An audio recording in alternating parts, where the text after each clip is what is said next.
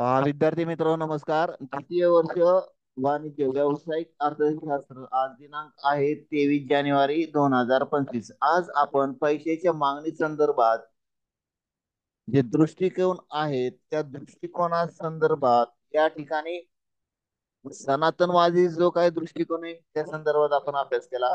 आता केन्सवादी जो दृष्टिकोन आहे केन्सवादी दृष्टिकोनाचा आपण या ठिकाणी अभ्यास करणार आहोत.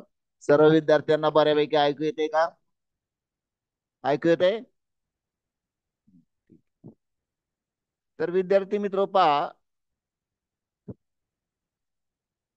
या ठिकाणी डॉक्टर J.M. केन्स यांनी सर्वसाधारणपणे 1936 मध्ये the general theory of employment and interest हा जो काही ग्रंथ आहे, हा ग्रंथ त्यांनी त्या ठिकाणी काय केला? प्रकाशित केला. या ग्रंथामध्ये लॉर्ड केन्स पैशाच्या मागणी संदर्भात आपले विचार मांडलेले आहेत.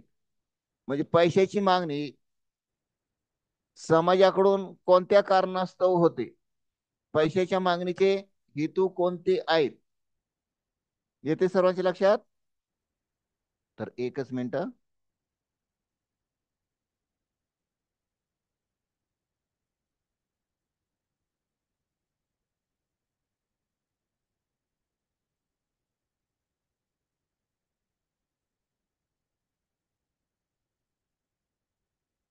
तर पहिला जो व्यवहार हेतूचा जो काय मागणीचा घटक आहे, तर समाजाकडून मुख्यत्वे जे काय त्यांच्या दैनंदिन व्यावहारिक गरजा असतात, या व्यावहारिक कारणासाठी समाजाकडून त्याची काय केली जाते? मागणी केली जात असते. ऐकू येते का? कोणता ग्रंथ होता? कोणता होता?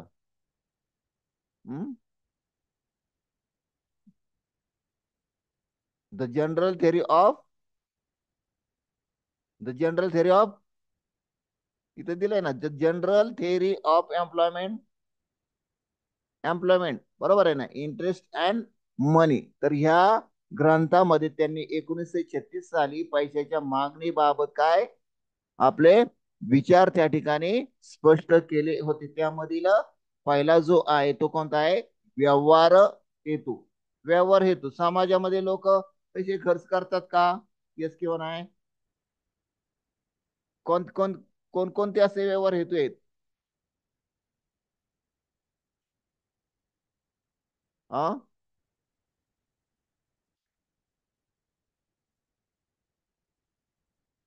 दिसते तुम्हाला?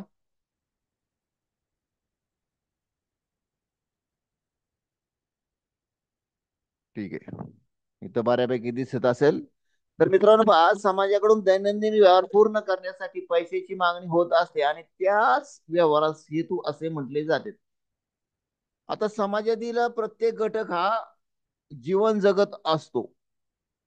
मग जीवन जगत असताना त्याला काहीतरी उपभोग्य खर्च करणे त्या ठिकाणी आवश्यक असते. मग आता जर पाहिलं तर आपण प्रत्येक महिन्याच्या कालावधीमध्ये त्याला त्या ठिकाणी काय मिळत असतं? वेतन मिळत असतं. म्हणजे आपण एक महिन्याचा कालावधी लक्षात घेतलेला आहे की एक महिन्याच्या कालावधीमध्ये काय त्या ठिकाणी संबंधित जो काय रोजगार अर्थी आहे, जो काय कोण आहे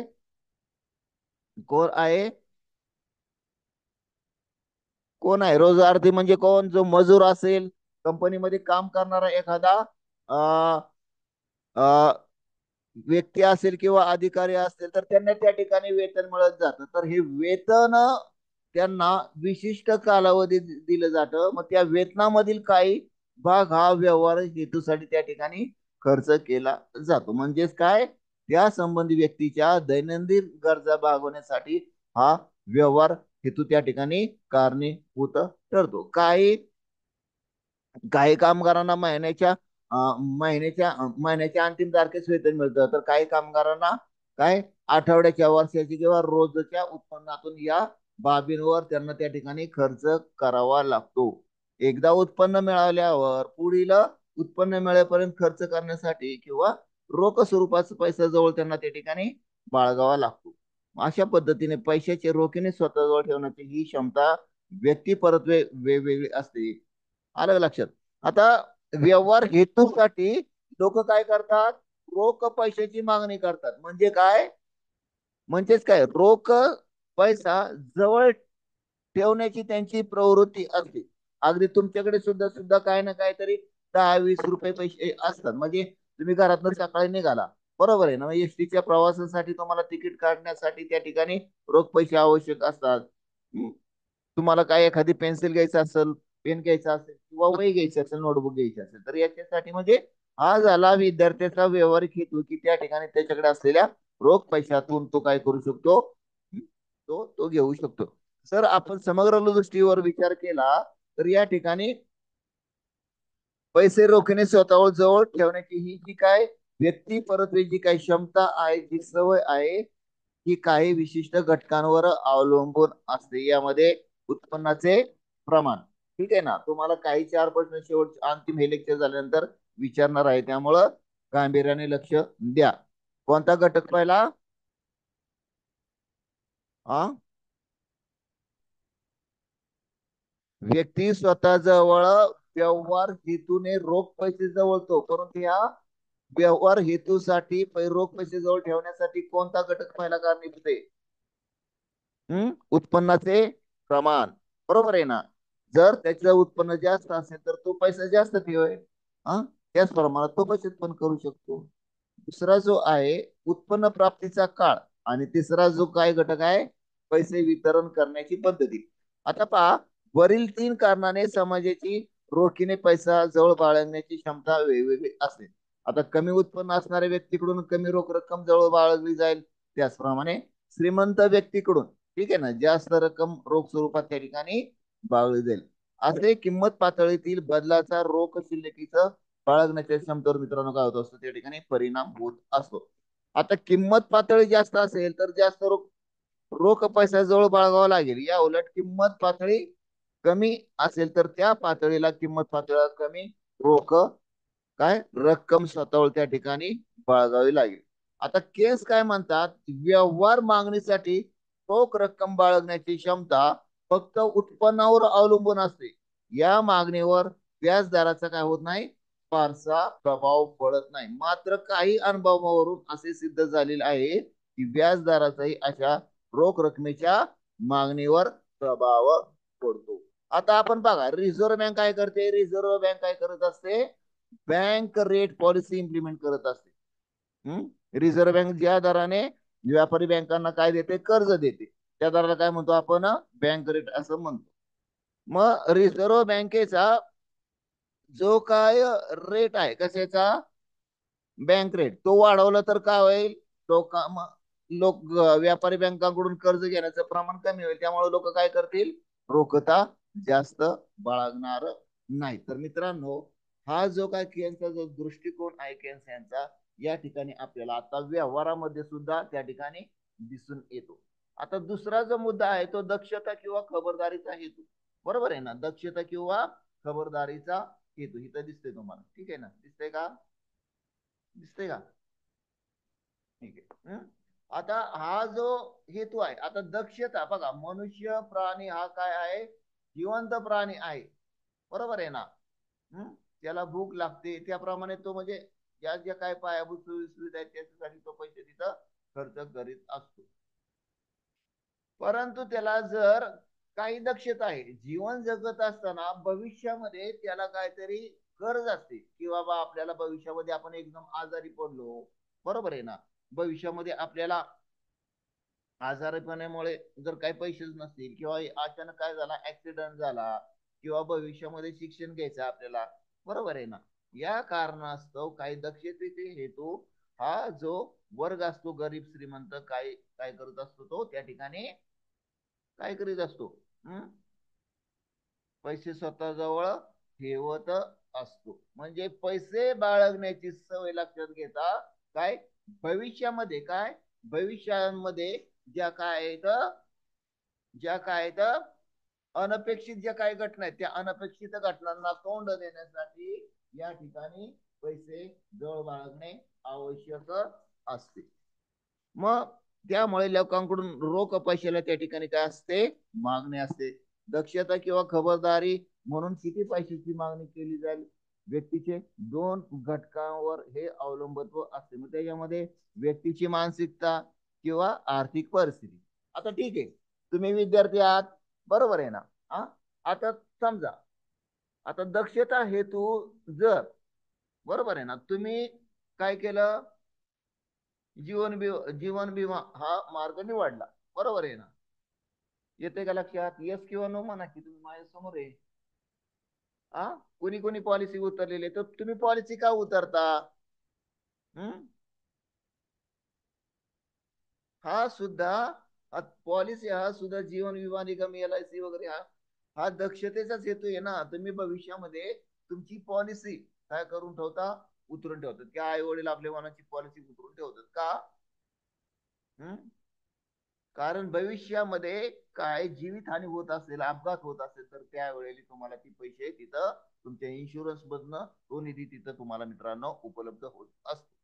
म्हणजे आपण जर पहिला घटक घेतला की व्यक्तीची मानसिकता, ठीक आहे, एखादा व्यक्ती म्हटला, हा मला काय आजार नाही, काय नाही, मी व्यवस्थित काय सुदृढ आहे, माझं आरोग्य चांगलं आहे, मला भविष्यात कसलाही त्रास होणार नाही, त्यामुळे तो पॉलिसी तिथं घेणार नाही. मित्रांनो, पॉलिसी जी काढली जाते म्हणजे ह्या पॉलिसी वगैरे आहे, तर हे एक काय इन्व्हेस्टमेंटचा भाग सुद्धा आहे. तर ज्यांची आर्थिक परिस्थिती चांगली आहे ते त्या ठिकाणी काय करू शकतात, तर खबरदारीचा हेतू म्हणून त्या ठिकाणी काय पैसे गुंतवू शकतात किंवा त्यांची त्यासाठी मागणी असते. आता लाभ हेतू काय, लाभ हेतू कोणता, लाभ, पैशाची लाभ हेतूने केलेली जाणारी मागणी म्हणजे जास्त पैसे मिळवण्याच्या हेतूने केलेली पैशाची मागणी होय. आता हित मात्र व्याजदराचा काही तो संबंध येतो. व्याजदरामध्ये होणाऱ्या बदलामुळे बाजारातील गुंतवणुकीत मिळणाऱ्या लाभांचा फायदा घेण्यासाठी व्यक्तीकडून रोख पैशाची मागणी केली जाते. ही रक्कम कशामध्ये जाते मित्रांनो, बॉन्ड किंवा व्याजदर बदलामुळे मिळणाऱ्या लाभांमध्ये गुंतवली जाते. त्यामुळे जास्तीचे उत्पन्न त्या ठिकाणी मिळवून जाते. येते का लक्षात? येते का? आता हा जो काय पैशाच्या मागणी संदर्भात जो केन्स यांचा दृष्टिकोन आहे, आपण एका बाजूला पैशाची मागणी बघणार आहोत आणि दुसऱ्या बाजूला काय बघणार आहोत, आपण पैशाची काय पाहणार आहोत पुरवठा, बरोबर आहे ना? येते का लक्षात? पैशाचा पुरवठा आपण या ठिकाणी एक आकृती काढूया. हम्म?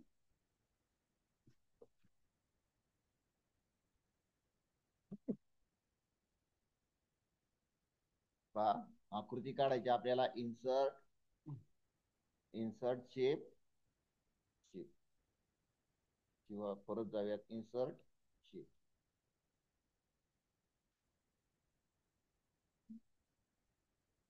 ऍक्च्युली हा एरो आपण इथे घेऊया.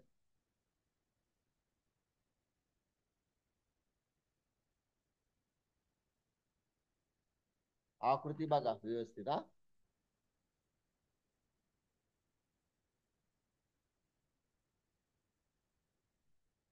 हा कसा येईल?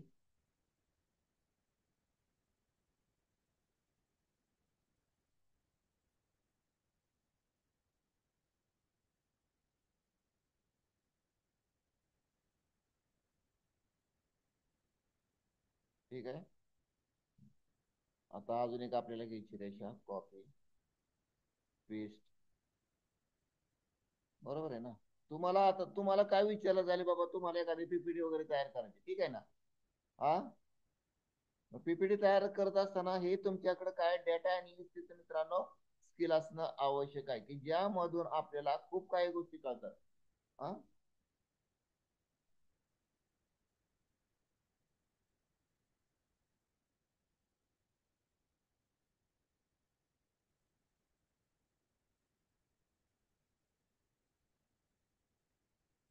पहा, आता परत इन्सर्ट आपल्याला काय करायचंय, शिफ्ट, आपल्याला दुसरी रेषा घ्यायची, लाईन से ही लाईन. हा, ओके, ठीक आहे. पेस्ट करू.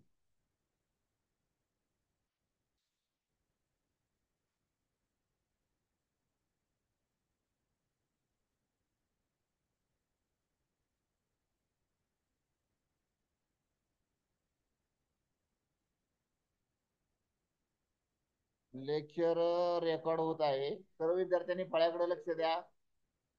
ऑनलाईन पण आणि ऑफलाईन सुद्धा लेक्चर चालू आहे. रेकॉर्डेड लेक्चर आहेत.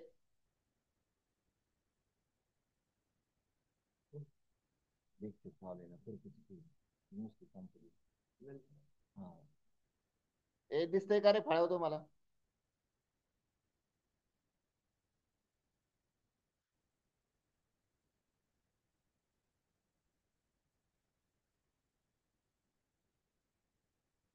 एकाकाने सांगा मला, चला.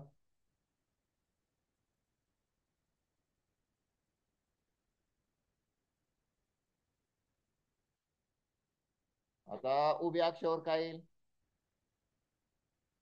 हा.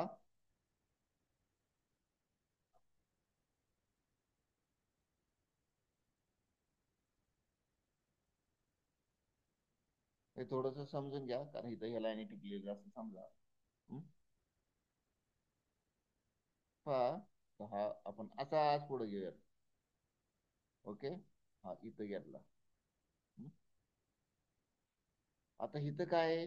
इथं इथं एस वन आहे. बरोबर आहे ना? इथं इन्सर्ट आपण शेप करूयात. Insert insert shape. आणि इथं काय करूयात? शेप.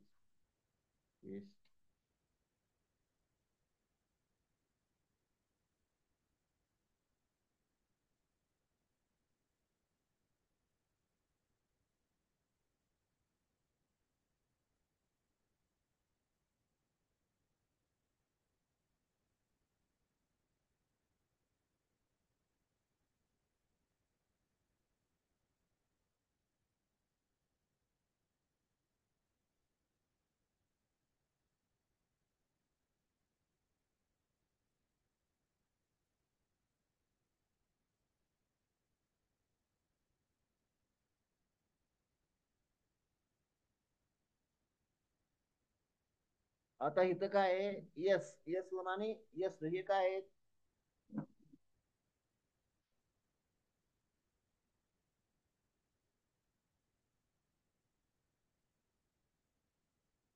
काय आहे सांगा? यस वन म्हणजे काय?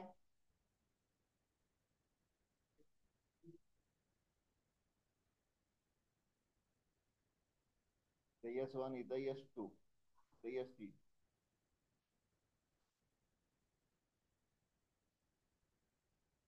लेक्चर रेकॉर्ड होत आहे बरं का, लक्ष ठेवा सर्वांनी. इथं काय असेल? इथं काय असेल? इथं काय असेल? ठीक आहे. इथं काय असेल? इथं काय असेल? आणि इथं काय असेल? ठीक आहे. हम्म? आणि इथं काय असेल?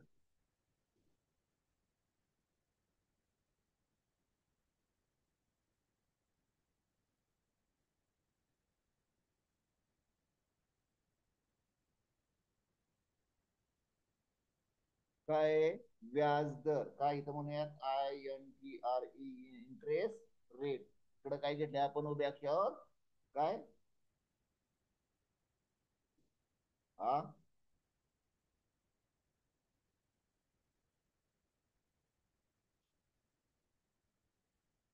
काय? पैशाची लाभ हेतू मागणी. काय? पैशाची. आपण करतोय काय? केन्स काय म्हणतात की केन्स हा म्हणतो की लोक व्यवहार हेतू, बरोबर आहे, रोखता हेतू आणि दक्षता हेतू याच्यासाठी काय करतायत? पैशाची काय करतायत? हा. पैशाची काय मागणी करतायत, बरोबर आहे ना? आता आपण जो मानतोय ना, काय? लाभ हेतूची, लाभ हेतूची मागणी. ठीक आहे ना?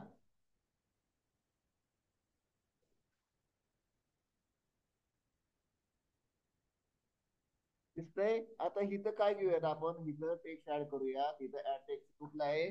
Q P Q. क्यू हा काय आहे? काय?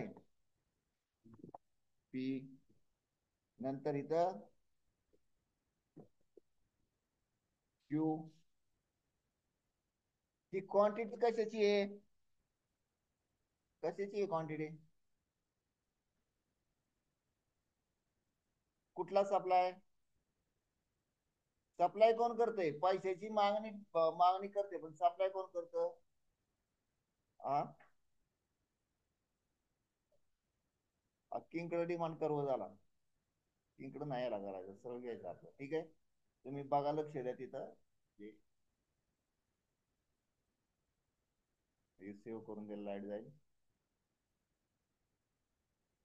पैशाची काय लाभ हेतू म्हणजे काही श्रीमंत लोक असतात, श्रीमंत लोकांकडून पैशाची गुंतवणूक ही कशामध्ये केली जाते? बॉन्ड्स मध्ये केली जाते, बरोबर आहे ना? आता बॉन्ड्स बॉन्ड्स म्हणजे काय असतात? किंवा शेअर असतात. हम्म? भांडवल बाजार, नाणे बाजार, माहिती आहे का तुम्हाला?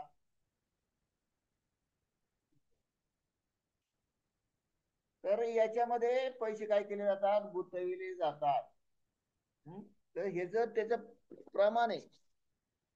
एकच मिनिट, मी 2 मिनिटात इथं क्लिअर करून सांगतो तुम्हाला. फक्त इथं एक, ठीक आहे, वय मध्ये आकृती काढून घ्या. नंतर काय आहे? बी. नंतर काय आहे?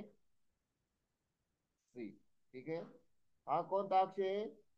हा उभा अक्ष वाय आणि हा अक्ष एक्स अक्ष. इथं हे करू, इन्सर्ट करू.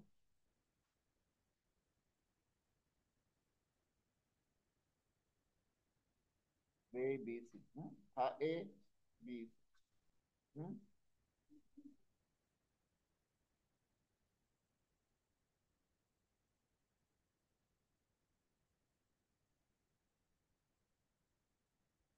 हा एस, एस टू.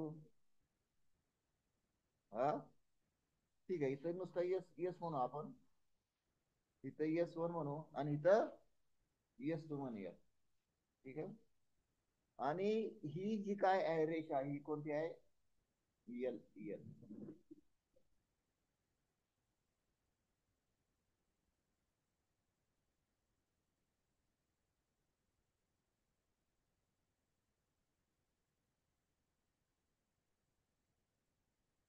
कोणती रेषा आहे?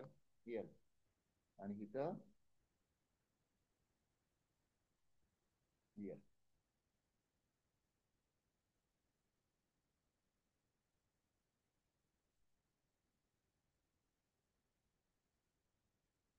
इथं इथं कुठला बिंदू असणार आहे? कोणता बिंदू असणार आहे? कोणता बिंदू असणार आहे? म्हणजे हे जर आता ही जर आकृती काढली, तर कोणते सर असून देईल, कोणते सर असून देईल, हे सुद्धा ह्याच्यावर शिकवू शकतात. आपण जे नॉलेज क्रिएट करतो ना मित्रांनो, त्याच्यामध्ये काहीतरी ऍड करता आलं पाहिजे. आलं लक्षात? तुम्ही पण असा एखादा प्रोजेक्ट करू शकता, 10 मार्काचा, 20 मार्काचा, असाइनमेंट, ट्रेल, पीपीटी असेल ना, तर तुम्ही असं करू शकता. मांडण्याचं हेच कारण आहे की ही ही जी काय कला आहे, किंवा बाबा उभा आडवा असते, ही कुठनं घ्यायची. आलं का लक्षात?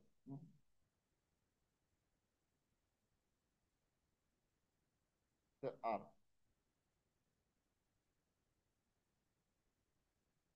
ठीक आहे. इथं क्यू आहे. क्यू हा काय आहे? कॅपिटल आहे. तर पी आहे, पी सुद्धा कॅपिटल आहे, आर सुद्धा कॅपिटल आहे. ठीक आहे. उभा अक्ष आणि आडवा अक्ष आपण काय करूया? तिथे शेप देऊयात, म्हणजे आपल्या आकृती काय होईल? परिपूर्ण होईल. आता इथं मुद्दा मी काय काय घ्यायला आहे, एक थोडासा वेगळ्या पद्धतीने ते दाखवण्याचा प्रयत्न. तर इथं काय करायचं? इथं ऍड टेक्स्ट करायचं आणि इथं हा एक्स आहे. ठीक आहे, एक्स. आणि हा वाय.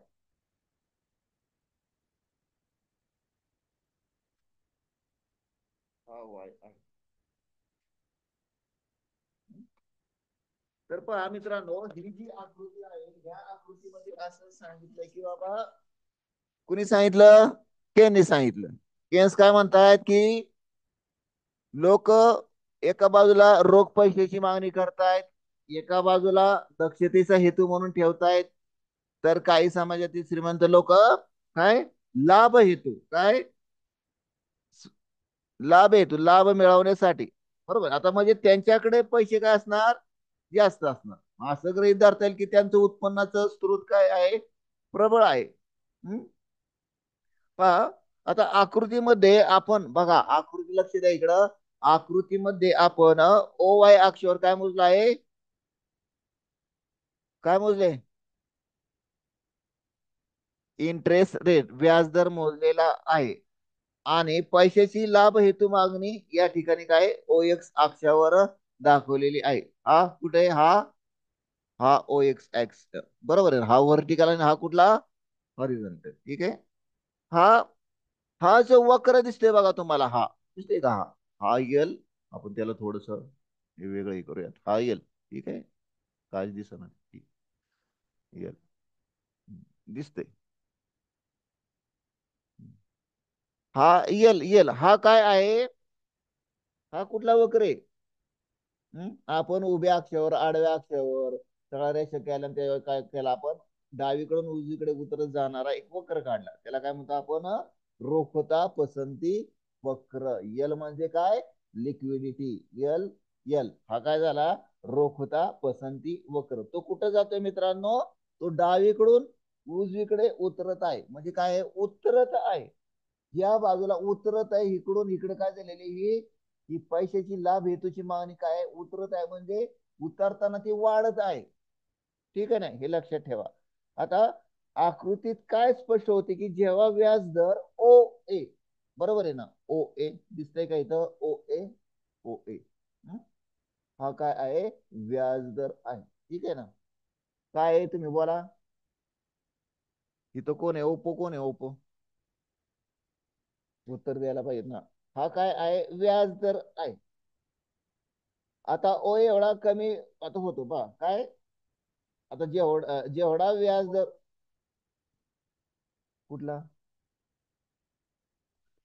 मीटिंगला वेळ कमी आहे ना, जेव्हा व्याजदर ओ एवढा कमी होतो तेव्हा रोखता पसंती वक्र एक्स अक्षाला समांतर होतो. आता इथं एक्स अक्षाला समांतर होतो, कुठे दिसतोय तुम्हाला, ओ ए दिसतोय का, हा ओ ए. आणि इथं काय झालं, हा समांतर झालेला आपल्याला दिसून येतो. ठीक आहे ना, म्हणजे हा सुद्धा आहे, हा सुद्धा आहे, मग इथनं इकडं.